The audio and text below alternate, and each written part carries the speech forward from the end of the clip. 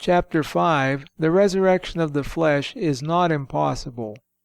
But again, of those who maintain that the flesh has no resurrection, some assert that it is impossible, others that, considering how vile and despicable the flesh is, it is not fit that God should raise it, and others that it did not at the first receive the promise. First, then, in respect of those who say that it is impossible for God to raise it, it seems to me that I should show that they are ignorant, professing as they do in word that they are believers, yet by their works proving themselves to be unbelieving, even more unbelieving than the unbelievers. For seeing that all the heathen believe in their idols, and are persuaded that to them all things are possible, as even their poet Homer says the gods can do all things, and that easily, and he added the word easily that he might bring out the greatness of the power of the gods. Many do seem to be more unbelieving than they.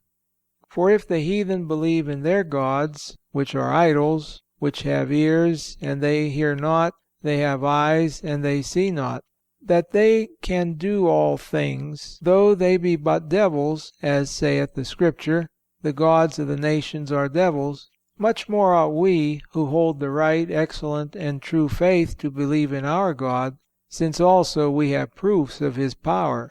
First, in the creation of the first man, for he was made from the earth by God, and this is sufficient evidence of God's power. And then they who observe things can see how men are generated one by another, and can marvel in a still greater degree that from a little drop of moisture so grand a living creature is formed. And certainly, if this were only recorded in a promise and not seen accomplished, this too would be much more incredible than the other. But it is rendered more credible by accomplishment. But even in the case of the resurrection, the Savior has shown us accomplishments, of which we will in a little speak. But now we are demonstrating that the resurrection of the flesh is possible, asking pardon of the children of the Church if we adduce arguments which seem to be secular and physical.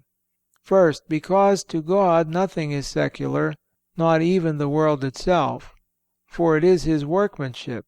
And secondly, because we are conducting our argument so as to meet unbelievers.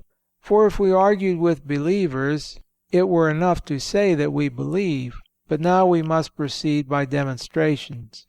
The foregoing proofs are indeed quite sufficient to evince the possibility of the resurrection of the flesh. But since these men are exceedingly unbelieving, we will further adduce a more convincing argument still, an argument drawn not from faith, for they are not within its scope, but from their own mother unbelief. I mean, of course, from physical reasons. For if by such arguments we prove to them that the resurrection of the flesh is possible, they are certainly worthy of great contempt if they can be persuaded neither by the deliverances of faith nor by the arguments of the world.